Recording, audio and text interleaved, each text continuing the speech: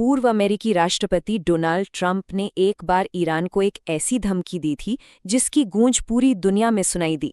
ये सिर्फ कुछ शब्द नहीं थे, बल्कि ये ग्लोबल पॉलिटिक्स में एक बहुत बड़े बदलाव का इशारा था। तो आइए जरा गहराई से समझते हैं कि उस दौरान असल में हुआ क्या था और उसका मतलब क्या था। ये वो शब्द हैं जिनका इस्तेमाल ट्रंप ने सोशल मीडिया पर किया था। सोचिए, एक ग्लोबल लीडर युद्ध जैसे माहौल में इतनी कच्ची अनफिल्टर्ड भाषा का इस्तेमाल कर रहा है। ये वाकई में चौंकाने वाला था। ये एक तरह से डिप्लोमेसी के उन सारे नियमों को तोड़ने जैसा था जिन्हें हम अब तक जानते आए थे। मतलब सोर्स इसकी तुलना एक गली के गुंडे की भाषा से करता है, कुछ ऐसा जिसकी उम्मीद कोई भी किसी भी वर्ल्ड लीडर से तो कभी नहीं करेगा। ये एक सोचा समझा कदम था जिसका मकसद शायद अंतर्राष्ट्रीय संबंधों के जो तयशुदा नियम कायदे हैं उन्हें पूरी तरह से हिला देना था। लेकिन ये सिर्फ खोखले शब्द नहीं थे, है ना? इन धमकियों का एक बहुत ही असली और भयानक मतलब था।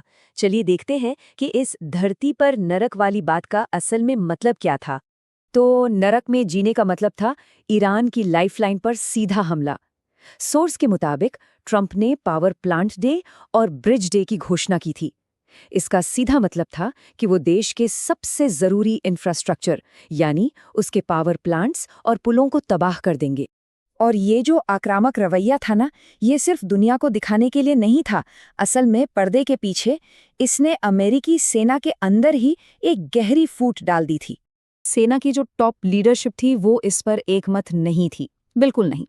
सोर्स से ये पता चलता है कि जो जनरल इस खतरनाक रास्ते से सहमत नहीं थे, उन्हें चुपचाप साइडलाइन किया जा रहा था। मतलब या तो उन्हें नौकरी से निकाल दिया गया या फिर रिटायर होने पर मजबूर कर दिया गया।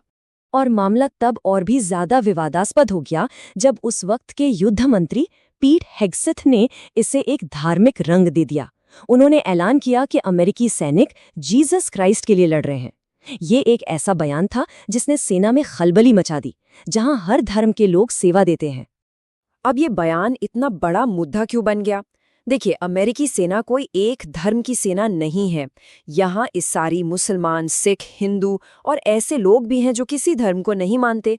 तो जाहिर है कई लोगों के लिए ये बयान एक तरह से भरोसे को तोड़ने जैसा था।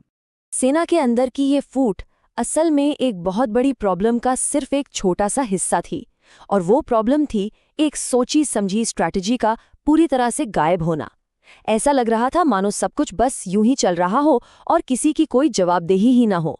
तो जाहिर है सबके दिमाग में एक ही सवाल था कि भाई असली प्लान है क्या?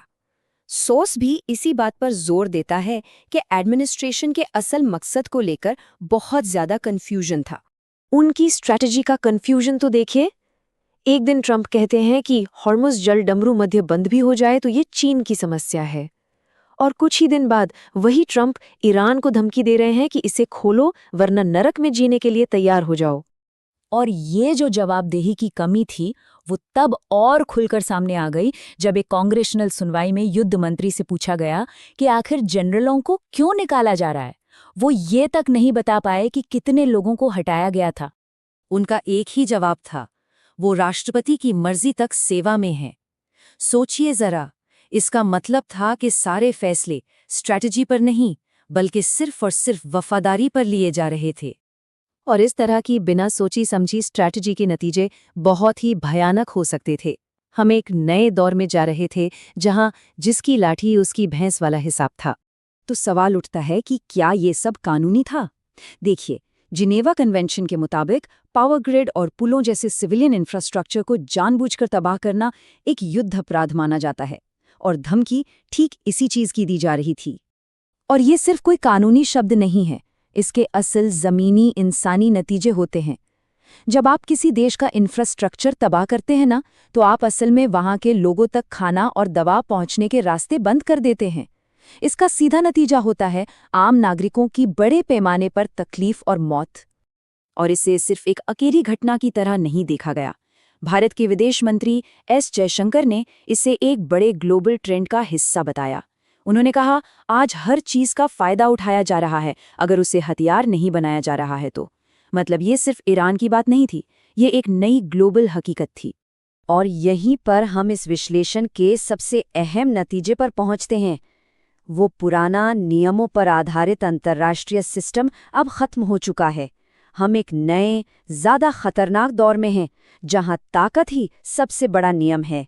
तो ये सब हमें एक बहुत ही परेशान करने वाले सवाल के साथ छोड़ जाता है। एक ऐसी दुनिया में जहां कोई नियम ही न हो, आगे क्या होगा? ये एक ऐसा सवाल है जिसके बारे में